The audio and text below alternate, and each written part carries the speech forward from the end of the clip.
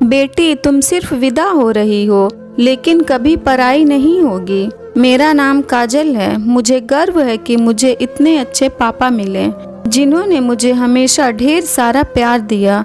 इसलिए मैं आपको सुनाने जा रही हूँ ये स्टोरी। ये सिर्फ एक कहानी नहीं है, बल्कि मेरी जिंदगी में हुई एक रियल घटना है। उम्मीद करती हूँ कि आपको पसंद आएगी।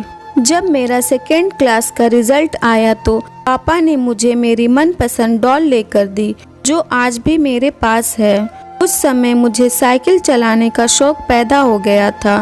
पापा ने मुझसे पूछा कि क्या तुम चला लोगी साइकिल, तो मैंने भी कह दिया हाँ चला लूंगी। बस फिर क्या था, फौरन पापा ने मेरी फरमाइश पूरी कर दी, एक प्यारी सी साइकिल लाकर दे दी। लेकिन उस समय समस्या ये थी कि सिखाएगा कौन। पापा अपने काम में बहुत बिजी होते थे और भाई अपने दोस्तों के साथ खेलने में। कुछ दिन तो मैंने अकेले ही साइकिल सीखने की सोची, लेकिन हर बार चोट लग जाती थी।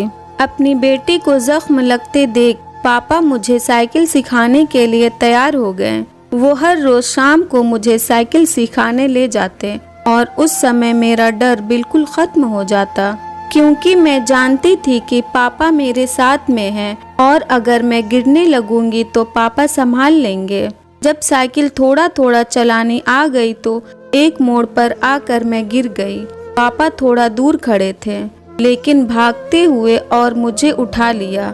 घर जाते हुए पापा ने मुझे समझाया कि काजल बेटी, मैं हर वक्त तो तुम्हारे साथ नहीं रह सकता, कुछ काम तुम्हें खुद ही सीखने होंगे। मैं अगर तुम्हारे पास ना भी हो तो तुम्हारे साथ हमेशा रहूंगा। जब भी तुम्हें मेरी जरूरत हो तो सोच लेना कि मैं तुम्हारे आसपास ही हूँ। उस वक्त तो मैं बहुत छोटी थी, इसलिए उन बातों को समझ नहीं पाई, लेकिन आज समझ आती है। पापा ने मुझे समझदार ही नहीं बल्कि आत्मनिर्भर भी बनाया। आज मैं एक बड़ी कंपनी में नौकरी करती हूँ और मेरी शादी हो चुकी है।